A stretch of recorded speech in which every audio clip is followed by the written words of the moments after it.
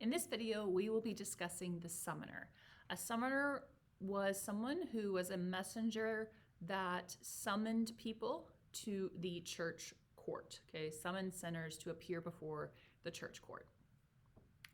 There was a summoner with us at that inn, his face on fire like a cherubim, for he had carbuncles.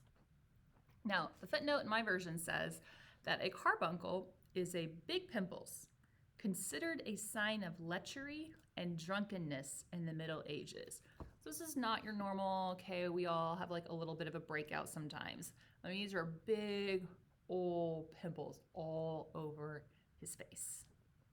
And again, like it says, right, it was a sign of lechery, right, immorality, drunkenness in the Middle Ages. So it appears like perhaps like the darkness on the inside of him, right? This dark life he is leading of immorality is being displayed outwardly through these.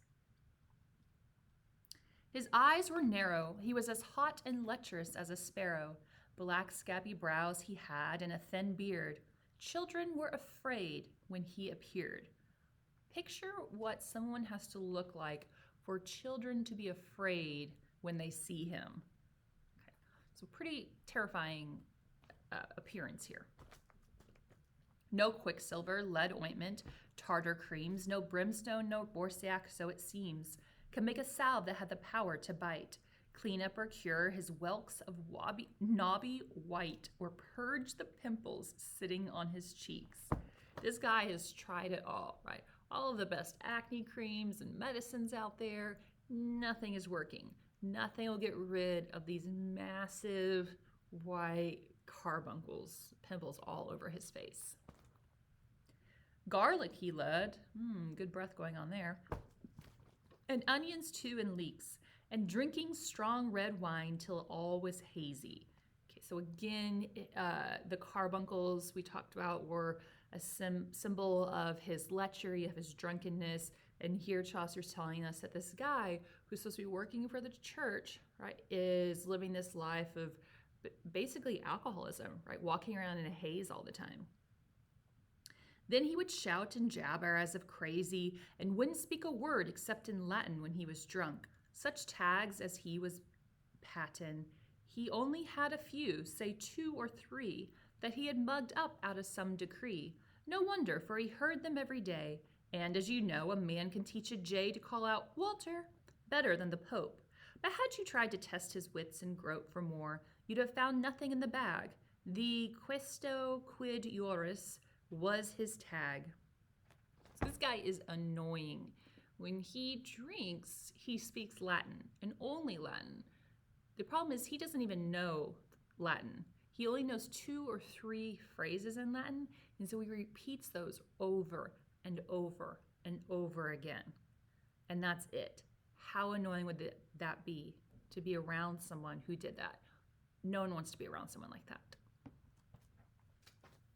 He was a noble varlet and a kind one. You'd meet none better if you were to find one. Why, he'd allow, just for a quart of wine, any good lad to keep a concubine, a 12-month, and dispense him altogether.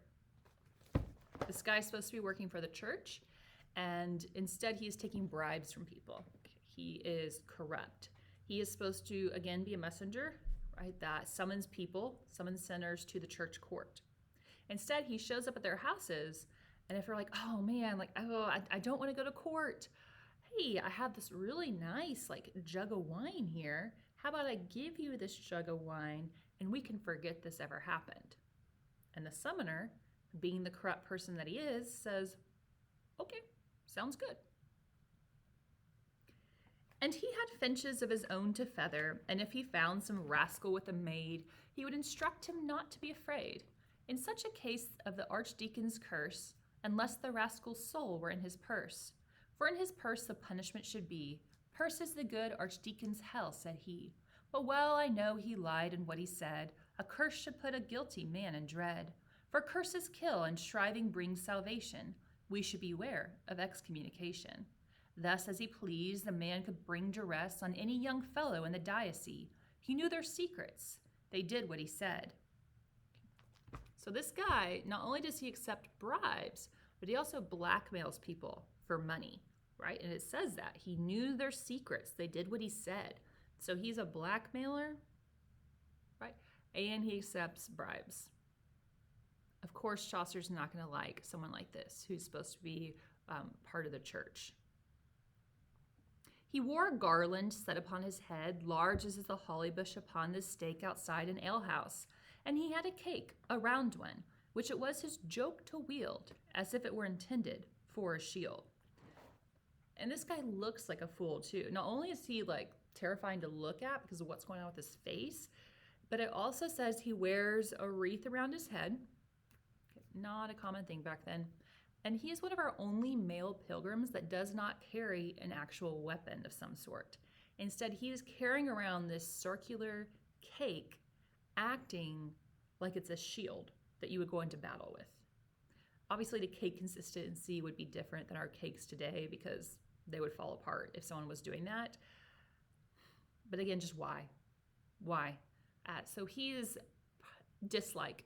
Okay, Chaucer does not like the summoner.